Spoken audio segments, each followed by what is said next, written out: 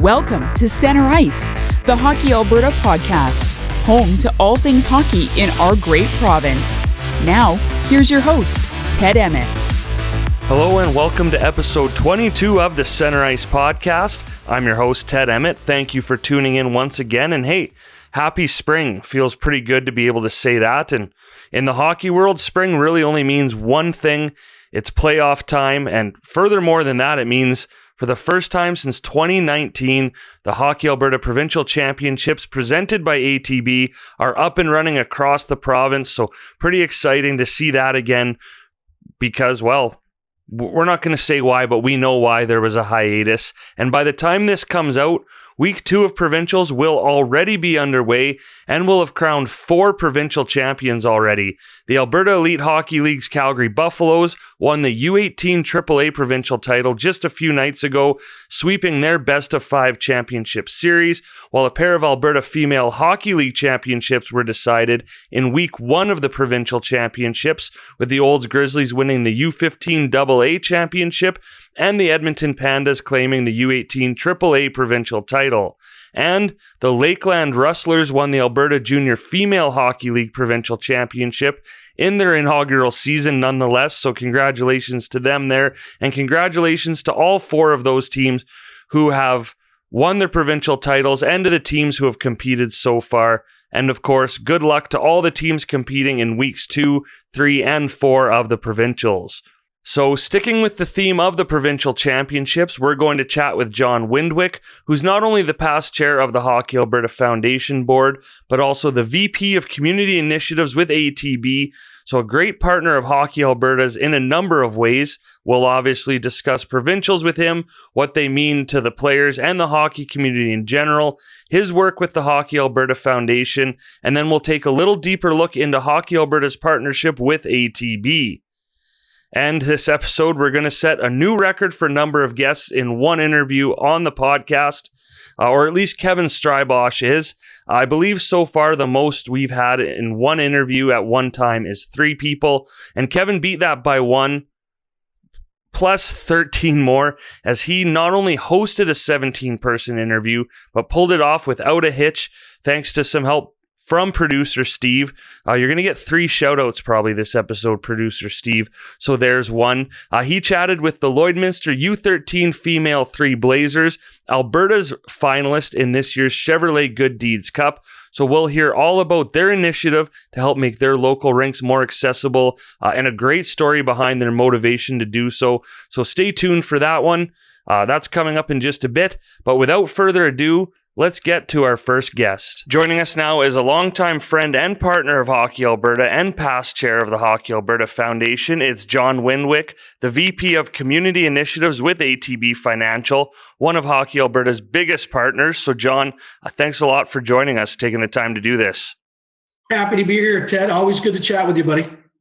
Yeah, and it's always great, too, to be able to highlight a partner of Hockey Alberta's, especially such a big one. And as I mentioned, ATB has been a great partner of Hockey Alberta for a long, long time, has been the presenting sponsor of the Hockey Alberta Provincial Championships for, well, at least as long as I've been here, so 6-7 years. And again, it's just starting up again. The provincials are just getting underway around the province. So how great is it just to not only see hockey back on the ice, but to get to see all these communities now across the province host provincials for the first time since 2019?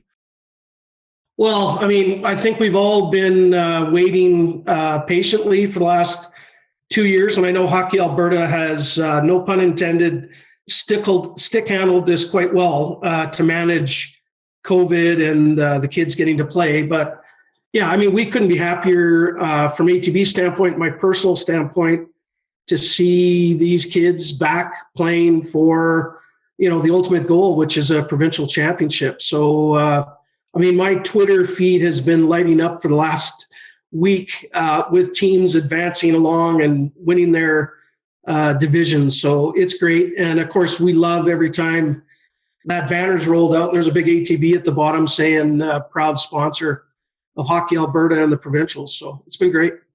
And that long-standing partnership now, for ATB, why are the provincial championships such a perfect fit? I think there's a couple reasons. One, the relationship with Hockey Alberta has been there, and we support it for a few reasons. One, hockey is probably the most visible and prominent sport in the province, so we get to connect with Albertans across the entire province through hockey. ATB's kind of put a stake in the sand, or a line in the sand, in regards to hockey. We think it's phenomenal for not only personal development for kids. They learn life skills when they play hockey. But what we've also seen in the past few years, and this is part of Hockey Alberta, which I am so proud to be involved with, just the work in the immigrant community, LGBTQ plus, female hockey, right? The women's hockey component, which I think only is going to continue to grow, which is fantastic. I mean, it ticks off a lot of boxes for us in terms of how we support the community. And back to the provincials aspect, I mean, you learn so much from team events. Kids, as they grow up, and I think I tweeted just a couple of days ago about, win or lose, kids benefit from competing, and you learn life lessons from both victory and losses. So, Hockey Alberta has been a great partner of ours. It's given us lots of opportunity to connect with Albertans in a very unique way. And we've enjoyed the partnership. It's been great. And ATB has done a great job at using the provincials and taking using that opportunity to connect with teams and communities across Alberta. I think over the years, ATB has had a branch in all of, if not just about every host community that we've had in the provincials. So what are some of the ways that ATB has been active in the communities at those provincial championships? Yeah, I mean, over the years, I have an amazing staff member that works with your team, frontline people. Chris Noble works out of Edmonton, and basically what we've said to Chris is, how do we elevate the opportunity for these local regions?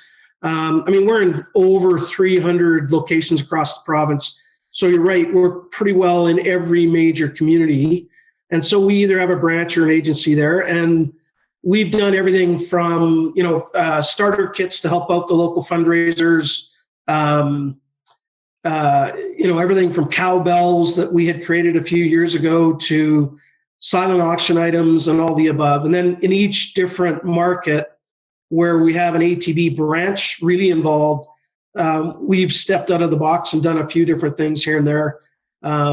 We've done some Oilers jerseys, Flames jerseys, tried to do some sweet tickets for a couple games here and there just to help local organizers. But it's all kind of been grassroots on the local level that each of the branches or the regions have supported. So it's been very positive, and we get a lot of love and feedback from not only clients that appreciate that ATB is there to partner, but non-clients, which I really like. It just means you're being noticed in the marketplace. So that's great.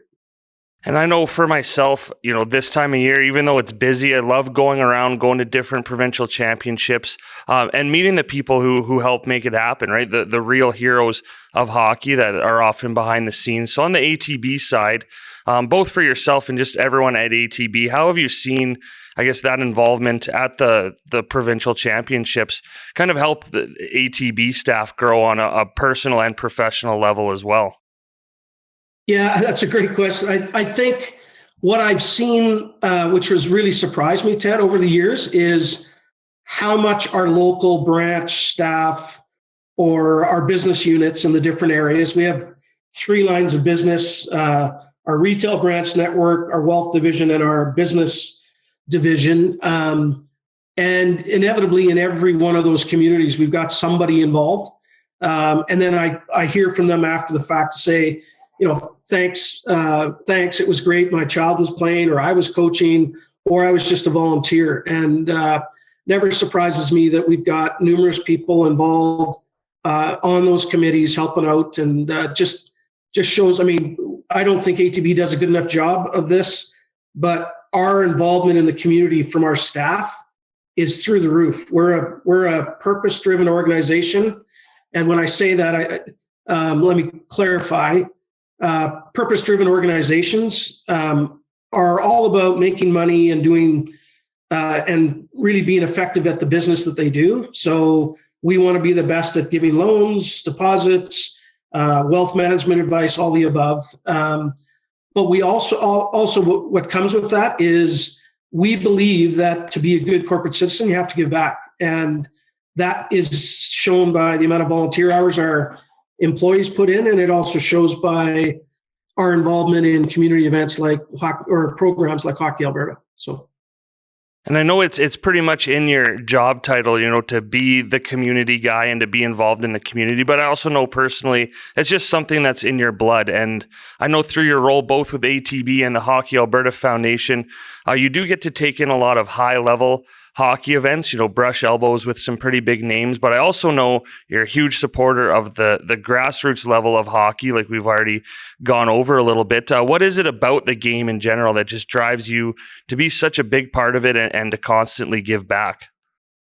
Well, I mean, giving back has always been in my DNA. My dad, long since passed, but my dad was involved with Kinsman, Rotary, and he kind of showed me the importance of giving back to your community at an early age. And so I've carried that forward through my father and my mom, and my family has always thought about community first. As far as hockey, I mean, I grew up with 3 sisters, no brothers.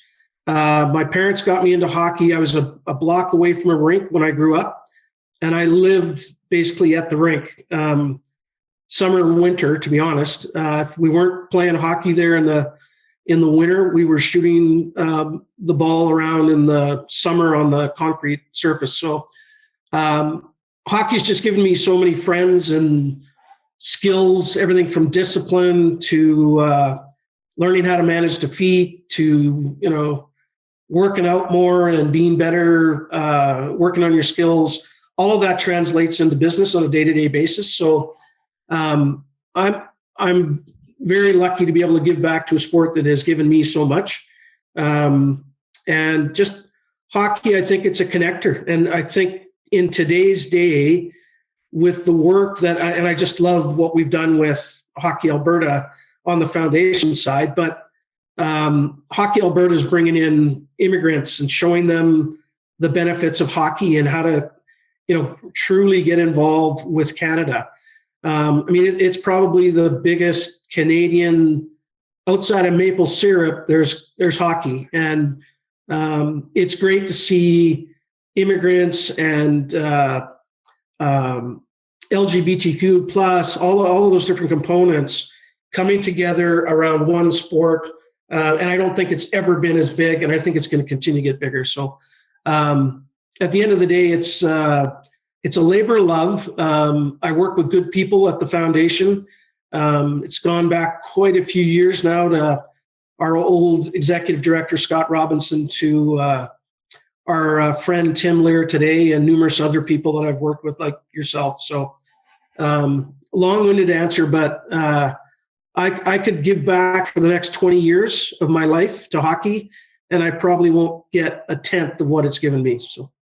And that rolls perfectly into talking a bit more about the Hockey Alberta Foundation, because I know, again, at least as long as I've been here, you've been a part of the foundation. Your past chair has been a big part of your, not just your professional life, but obviously your personal life. If you can kind of just share, how long you've been involved with the foundation and what led you to the Hockey Alberta Foundation specifically. I can't remember, Ted, to be honest, how long I've been there. I think I've been through about 4 or 5 different chairs. And then I got the privilege to step up, and now I'm working with Dennis Zakuski, I'm the past chair.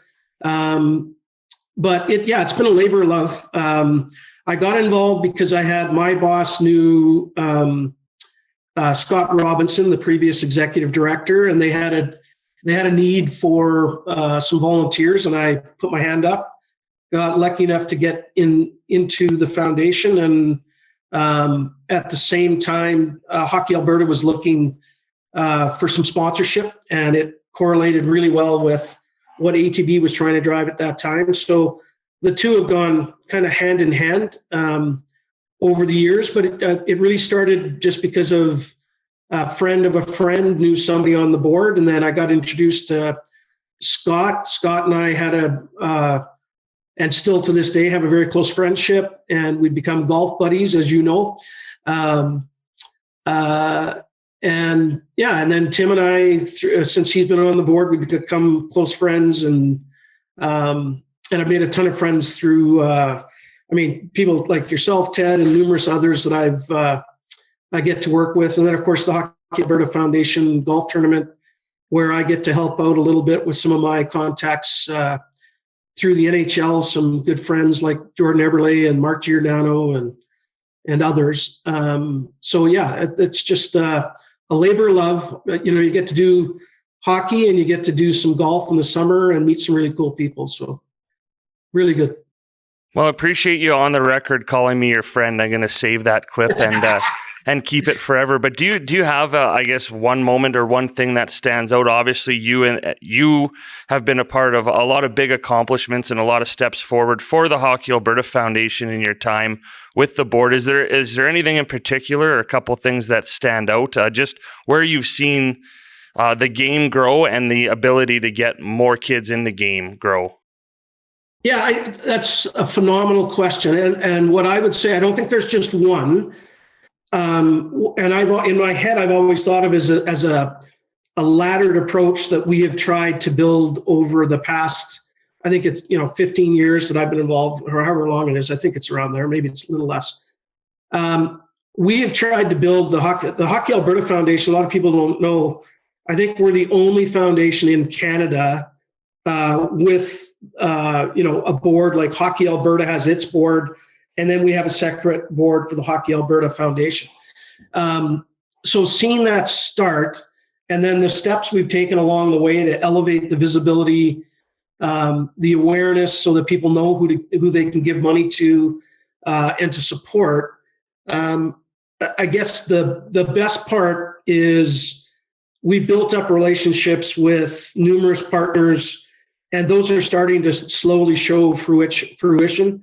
And the best example would be two groups that I deal with on an almost daily basis: the Edmonton Oilers and the Calgary Flames. We've built up great relationships and partnerships with them to the point that I think the Oilers gave the foundation $1.5 million this year because of their amazing success with their lottery, and they reached out to us and said, it's going to be difficult for us to reach these communities. We know you can do it. We'd love for you to do it on our behalf.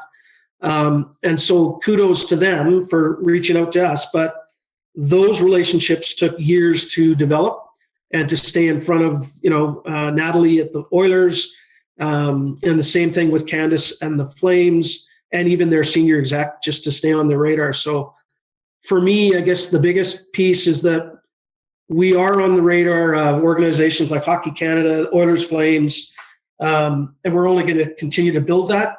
And we're in a good spot. We're starting to make some really good inroads into communities, and everything from, kids sport to, Brick Comedies equipment place and Sports Central in Edmonton. And then all the work we're doing in the smaller communities to help kids gain access to hockey. And I see these reports come back out from our executive director.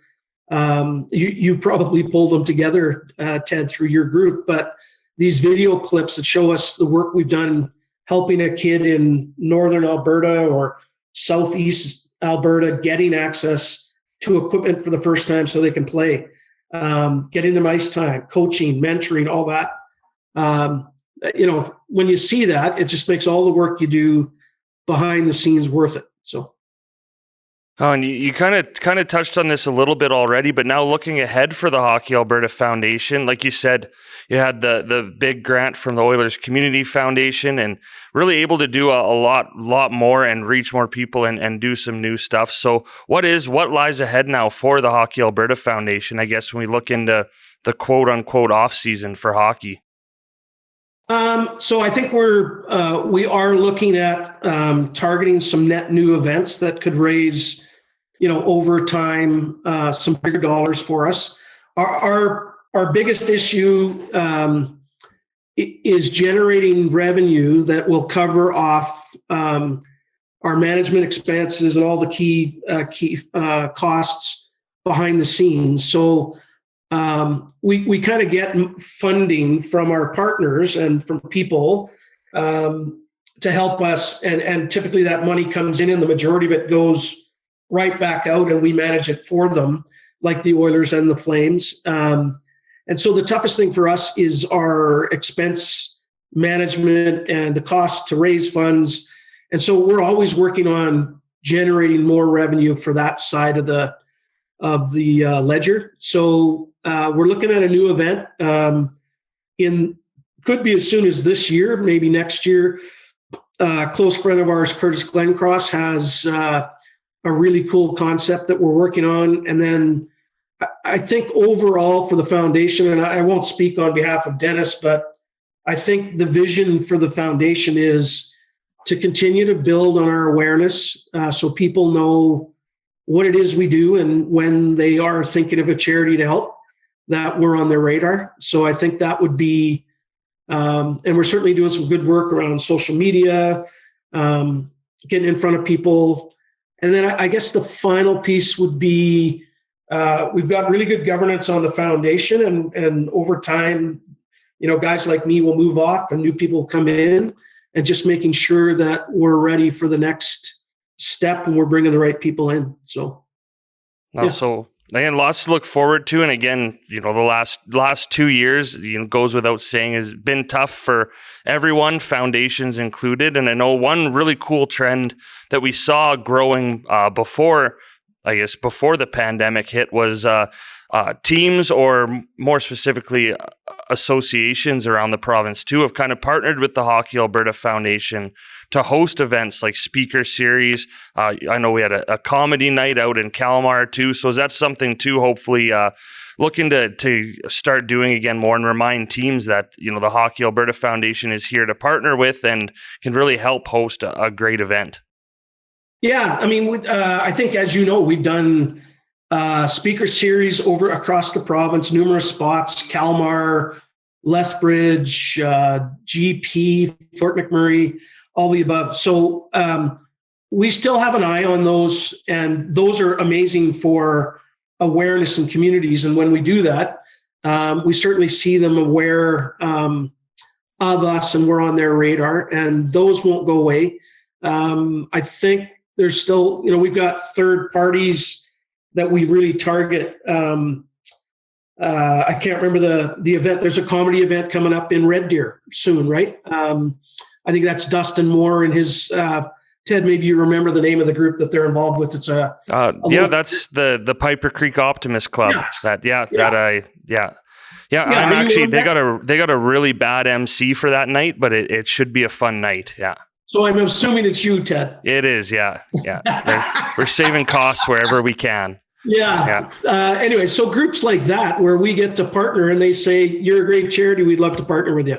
So I think you're going to see more of us continue along those ways, just partnering with the right organizations. So, and I think as an example, Tim reached out to me last week via email and said, would you guys participate in some capacity? And I think we're going to help out cover the cost of one of the comedians or something like that. So that's the way we can play a role, help out local groups doing good things in the community, and away we go. But yeah, we'll continue to mix, mingle, do all that kind of stuff there, and build connections. So. Then I can say again, from the Piper Creek Optimist Club side, and as a partner of the foundation, a great resource to really help, with the reach the foundation has and some of the people they can bring in, and yourself as well on the ATB side, a great resource to host a great event and raise some money for a great cause. So last question for you, because we won't keep you too much longer, but for yourself, I know you believe you invented the toe drag. At least that's what Twitter says you did. But again, hockey playing hockey was not didn't turn into a career for yourself, as it doesn't for most of us. But I know for my side as well, just so many ways to stay involved in the game, both on a personal and professional side. And I guess you and I are both proof that you can be a part of the game. So how important is that to you that, pretty much every day, hockey is still a big part of your life? And I guess kind of just goes to show everyone that, hey, like, stick with the game even after you're done playing. Yeah, it's funny, Ted. I deal with this literally daily. People ask, why are you involved? Why are you still involved with hockey? And, why are you spending so much time on this board and doing work with this group, et cetera, et cetera.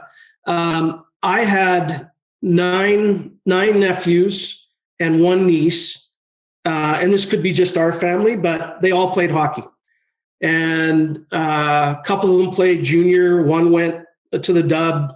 The other ones just played, up to junior or finished in midget. But they all still play. I still play beer league hockey. It's a passion for me. I'll play it as long as my body will allow me to. I got sidelined this year because I cracked my ribs playing hockey, but I'll be back. I play summer hockey once a week. I go out and skate in Calgary, and it's just, at the end of the day, hockey to me is just about the friendships that you make, number one. And I'm going to quote, and it could be the wrong person, but I think it was Larry Robinson that said, from the Montreal Canadiens, that said, what I will miss the most about the game isn't the 60 minutes that we played on the ice. It was the 30 minutes before the game and the hour after the game with my friends, and the jokes and the stories and all the above.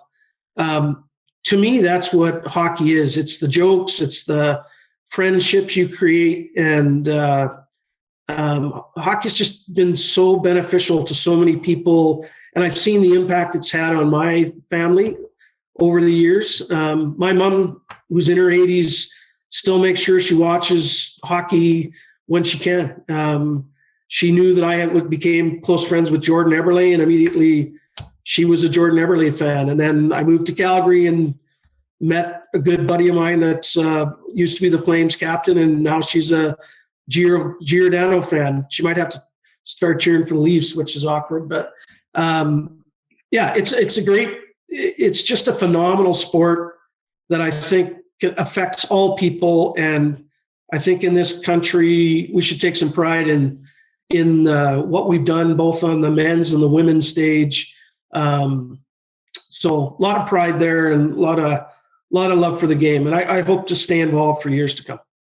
Oh, well, that's a great note to end on. And again, your passion for the game shows why you yourself and ATB as a whole, such a great partner of Hockey Alberta. So, John, we appreciate you taking the time to do this. I know, I guess there's no slow time of the year for you, but again, a great way to kind of kick off provincials and get excited for provincials. So I know I always appreciate every chance to talk to you, because as it is on record, we're friends, and I'm gonna keep that forever. But just a great chance to again highlight someone who's a huge driving force behind hockey in our province. So again, thank you for doing this. Take care, and I'm sure we'll see you around the province here in the next couple weeks. You bet. I am. I'm on the down low right now because I'm just managing a cold. But once I'm cleared to get out again, I'm going to be taking in quite a few games in the local communities, and looking for some of those final games for provincials, and cheering on both teams at the same time. So look forward to seeing you soon, Ted. Cheers. Thank you again to our good friend John Windwick for joining the show. As you can see there, a lot of passion for the game on both a personal and professional level. So it's always nice to feature some of the incredible people and organizations Hockey Alberta is lucky enough to partner with to help keep the game going across the province. And before we get to Kevin Strybosch's 17-person interview, still almost doesn't sound like a real thing when I say it, but it's good. It happened, and it was great, so stay tuned. His interview with the Lloydminster U13 Female Blazers. It's time to take a look at what else is going on in the hockey world around Alberta, so here's what you need to know. As the provincials roll on, Hockey Alberta's first ever progressive 50-50 draw is also rolling on with a starting prize of $10,000. So that's guaranteed no matter what, so you're going to want to get your tickets. Ticket sales will remain open until April 10th, with 2 more early bird draws on Sunday, March 27th and Sunday, April 3rd. So if you get your tickets before 6 p.m. on March 27th, you'll also have a chance to win 4 loge seating tickets to the Edmonton Oilers game on April 9th against the Colorado Avalanche. So chance to see Connor McDavid, Leon Draisaitl, Nathan McKinnon, Cale Makar, and more, all sharing the ice at the same time. Doesn't really sound too bad. Plus, you'll also be eligible to win the April 3rd early bird prize, a weekend getaway in Canmore, which will include a Ford Mustang rental courtesy of our partners at Lacombe Ford, a 2-night stay at the Solera Resort, and gift cards to local restaurants and for entertainment as well. So, make sure you get your tickets right away for that, so you're eligible not only for that grand prize, but for those early bird prizes as well. All proceeds from the 50-50 draw will go towards enhancing player programming and coaching development across the province. So to get your tickets or for more information, you can head to hockeyalberta.ca/5050. And springtime also means the return of the Alberta Cup, Alberta Challenge, and Prospects Cup, all 3 of which will be hosted in Red Deer at the Gary W. Harris Canada Games Centre at the end of April and the first few weeks of May, which is the first time Hockey Alberta will host all 3 events back to back to back in the same place. So we're looking for volunteers to help us with 1, 2, or even all 3 events if you're feeling extra motivated. There are lots of positions available, including off-ice officials, ticket scanners, 50-50 sellers, ceremony and special event volunteers, live streaming volunteers, and more. I can tell you from experience that these events are a lot of fun to be a part of. Really a great experience, great memory. You'll meet a ton of great people along the way. So if you are interested in volunteering or know someone who is, you can find out more at hockeyalberta.ca. And I talked about this last episode. The date has since changed, but the What's Next online session for 2004-born hockey players and their parents is set to go April 5th via Zoom, focusing on the opportunities that lie ahead for players who are graduating from minor hockey. It's a free 1-hour session and will provide a lot of great information on playing junior or senior hockey or moving into coaching or officiating. So if that interests you, head to hockeyalberta.ca to sign up. And on that note, registration is also open for Hockey Alberta's Future Coaches program, which educates U18 level male and female hockey players in the areas of coaching, skill instruction, and leadership. You have the option to attend the program virtually on April 23rd and 24th, or in person in Calgary on April 29th and 30th. The cost to register is $20 plus GST, which will include a coaching starter kit and a Gatorade game day package. So for more information or to register, as always, you know where to go, hockeyalberta.ca. Lastly, a quick shout out to the Edmonton Oilers Community Foundation and the Edmonton Oil Kings, who, through their partnership with Hockey Alberta and the Hockey Alberta Foundation, helped us host Hockey Alberta Team Night at an Oil Kings game, generously providing 5,000 free tickets for us to distribute to any minor hockey teams who are interested in attending.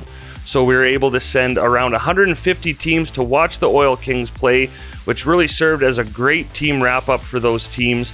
And I'd be remiss as well if I didn't give a shout out to Stacey Pattison from Hockey Alberta, who had the unenviable job of sorting through all those ticket requests, communicating with all the teams to ensure they could get tickets to the game. But again, in the end, was great to be able to send so many teams to the game to get to take that all in. One last team event for the year. So thank you to the Edmonton Oilers Community Foundation, the Edmonton Oil Kings, and of course to all the teams who took part in that and went and enjoyed the game. And that's what you need to know. Hello and welcome to the Center Ice Podcast. My name is Kevin Strybosch, and I'm excited to be welcoming the Lloydminster Blazers Female U13 Team 3 team, who are the Alberta Regional Finalists for this year's Chevrolet Good Deeds Cup. This year, the Good Deeds Cup had a new purpose: to rally together to make hockey more inclusive. Since December, youth hockey teams have been completing good deeds in their communities, focused on making the game more inclusive. And now each province has a regional finalist that can be voted on until April 2nd. The winning team will receive $100,000 to donate to a Canadian charity of their choice. So from the team today, we're joined by 3 coaches, Justin, Alyssa, and Joe. along with players Katie, Madison, Bree, Michaela, Alexis, Sawyer, Ava, Grace, Presley, Lily, Rose, Larissa, Ella, and Sabri. So we'll start off here with the player questions. And Ella, I'm going to start with you first. So can you just tell me a little bit about the good deed that your team chose to work on? The good deeds that we chose to work on was we introduced sledge hockey and we also taught it. And we talked to the city of Lloydminster about the new rinks that they're building to make it inclusive for everyone and accessible. Awesome. And Lily, I'm going to come to you for the next one here. So why was it important for your team to embark on this good deed, and why did you want to see it through? Well, we picked the good deed mostly for so Maddie's dad could work in the box at our games, but not only for Maddie's dad, but for other people, so they can it'd be accessible, so they can work in the box or volunteer or have a good view from the stands without a bar in their face. Perfect. Awesome. And Rose, what has been done at the arena since you started trying to make it more accessible? Has the city helped out at all with anything around the arena? I'm not sure that they could change really anything because it's more of the exterior. But we did say that we needed wider doors and bars that weren't at people's eye level, because when we tried out the wheelchairs, they were right there. And the girls spoke in front of the city as they were doing some planning for the new arenas they're actually going to be building here in Lloydminster. And this is a big part of our thing, is that the new arenas, when they're built, just to not make any mistakes or miss any of the things that the girls encountered in their experience around the arenas. Our multiplex here in Lloydminster, I'm sure a lot of folks have been in that facility. And as much as it's a great facility and seems like there shouldn't be any issues, we had some wheelchairs and some pushing stroller type things for the elderly that after practice, the girls took a rip around the facility and found actually a lot of areas where getting into the field house, they weren't able to access the score box. And as the girls mentioned, one of our dads, Ash, is in a wheelchair, and for him to get in there, it just isn't feasible right now. And all these concerns were brought forward to the city. Like Rose mentioned, getting them fixed right now isn't going to be an instant thing, but it has been brought up. They've been alerted to it. And as funding becomes available, I'm sure it's something they'll strive to make every part of the game, not just playing it, but accessible to all our parents and grandparents and family members.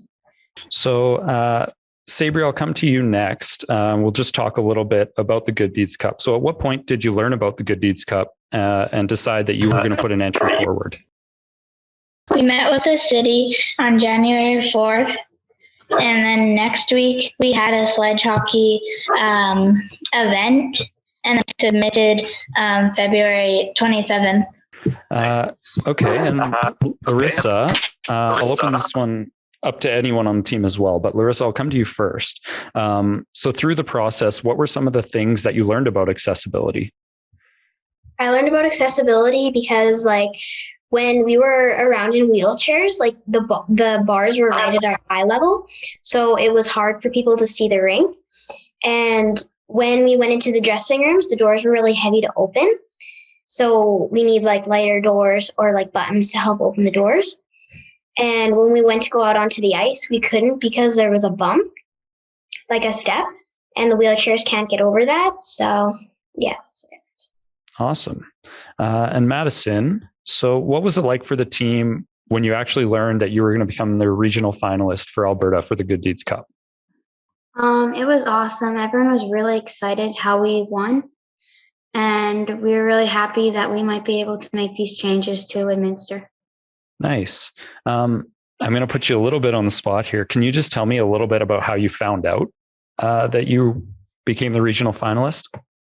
We were doing the scavenger hunt for a team end party, and one of the things was to go to the Chevrolet, and we got announced that we won. We had a banner, and people dropped balloons on us, and it was really fun.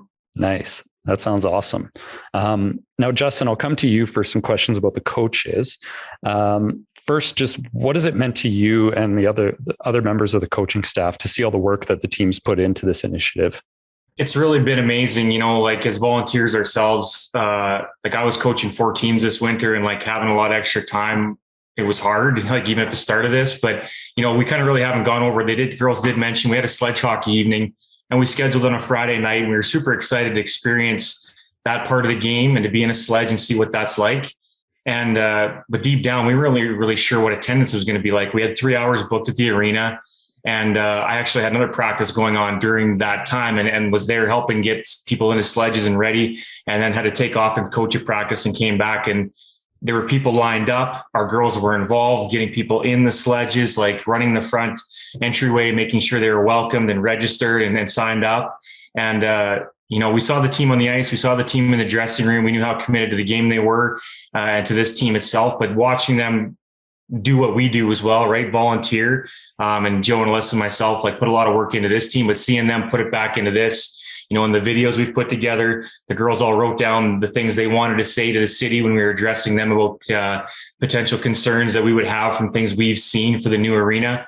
To a girl, every single one of them gave 100% effort to make sure that our submission was legit and to really say that our cause is warranted. And I think, the city was on board right away with it. And just to see the steps of it going, the city to have our back and Lloydminster Minor Hockey Association to have our back, and then to have it be announced that they won and became the regional finalists, and knowing Hockey Alberta would do the same for us, and really seeing it at a global scale here. And we're just trying to keep pushing on and asking people for their votes every day. And we're really proud of the group. Obviously, we've loved every part of it. It's really shown us something more than the game.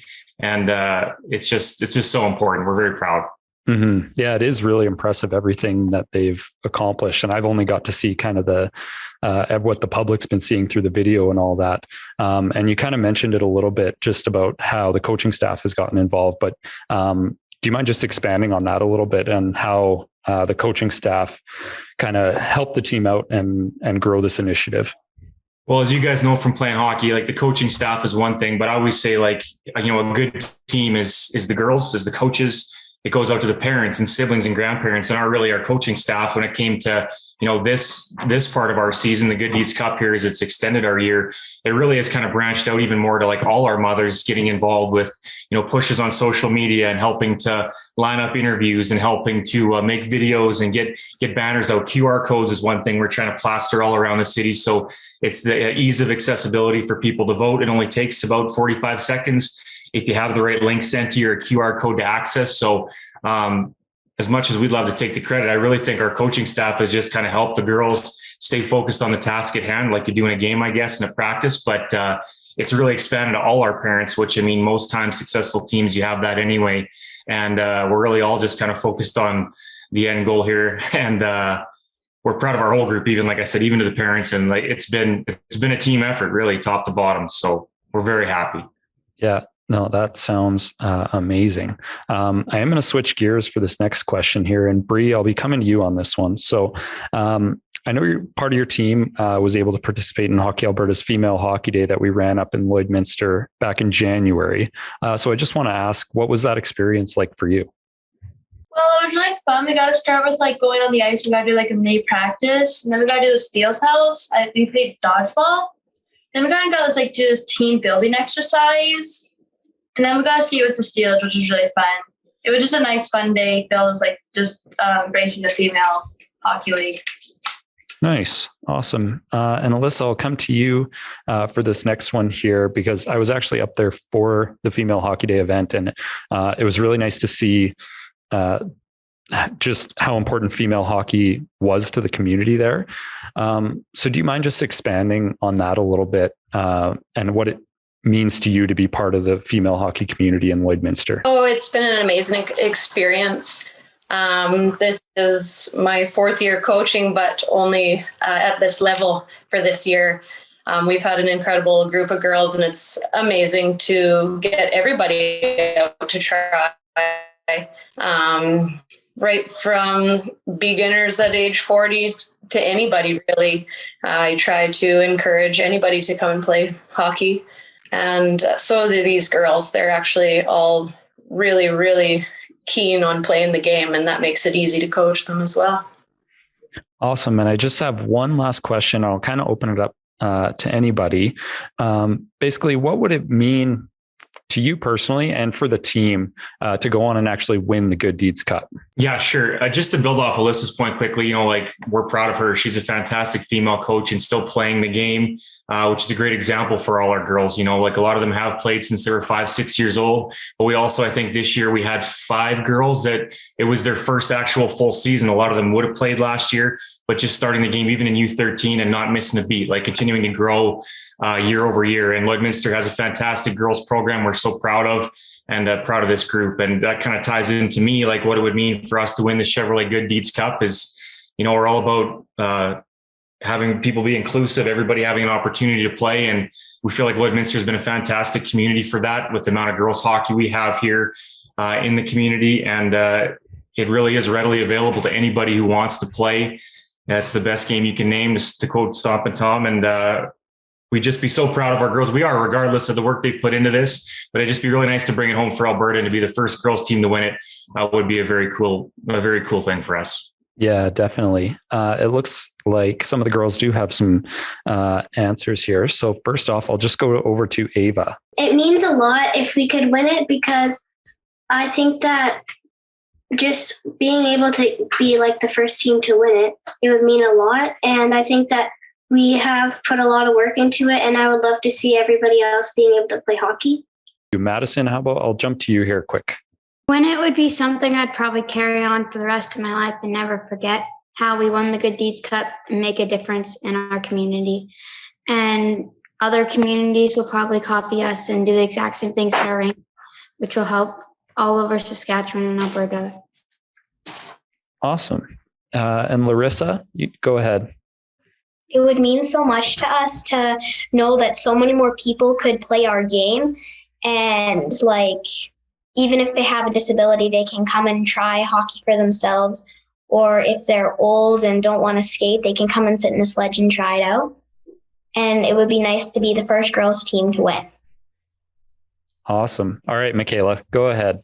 I had a cousin who had autism, and it would have been nice, because he had disabilities, he had autism, and it would have been nice if, it came sooner and he could try out in a sledge, and, all those people out there, and, we could teach him, and there should be families out there who don't miss that chance. You can vote every day. And this Saturday coming up is a big day for us. Everybody can vote 10 times per email address. So Alberta, we need your help. Let's get some votes going if we can here this weekend, especially on Saturday. Our girls are worth it. They worked hard, and we appreciate your support 100%. Vote every day if you can. And thank you so much for supporting us, Kevin. You guys having us on the podcast. We appreciate it. Well, thank you so much all for your time today. It means a lot to us that you could join us on the podcast. Best of luck during the voting process. So voting for the Good Deeds Cup is open until April 2nd. And to vote for the Lloydminster Blazers, you can head to chevrolet.ca/gooddeedscup, where the link is also available on hockeyalberta.ca. A huge thank you again to the Lloydminster Blazers for all coming together for that interview. We wish you the very best of luck in the Good Deeds Cup. Such an incredibly thoughtful initiative they came up with. So go vote now and vote every day until April 2nd, because with every vote, $1 will be donated to the HC Assist Fund as well. So 2 really good reasons to head to the Chevy Good Deeds Cup page and vote. And of course, a big thank you to Kevin Strybosh for organizing and leading that interview. And another shout out to producer Steve as well, because I know the two of them worked with the team to organize that. And again, my head is spinning just thinking of trying to interview 17 people at once. It turned out great. If you are just listening on the podcast app right now, I do suggest actually going and watching the interview on YouTube. It'll bring a big smile to your face just seeing the team all on there and how passionately they talk about their initiative. So in saying that, I realize I actually have never done a full plug for Hockey Alberta's YouTube page or social media. So hey, it's never too late to start, right? So if you haven't already, subscribe to our YouTube page for more great content. Follow us on social media, Instagram, Twitter, and Facebook, and LinkedIn. And if you enjoy the podcast, you're listening on Apple Podcasts, you can leave us a review. And hey, you know what? Even if you don't really enjoy the podcast, leave us a review as well, because all feedback is good feedback. So 22 episodes in, I finally remembered to do that. So great work, Ted. And with that, another episode of Center Ice comes to a close. So one last thank you to our guest, John Windwick from ATB, and the entire Lloydminster Blazers U13 Female team, and to 17-person interview expert, Kevin Strybosh. And of course, another shout out, number 3, the last one, to producer Steve for keeping things going behind the scenes. But most of all, thank you for tuning in. I'm Ted Emmett, and we'll see you next time. Thank you for listening to the Center Ice Podcast. For this episode and more, head to hockeyalberta.ca. If there's a topic you'd like covered on an upcoming episode, email info@hockeyalberta.ca.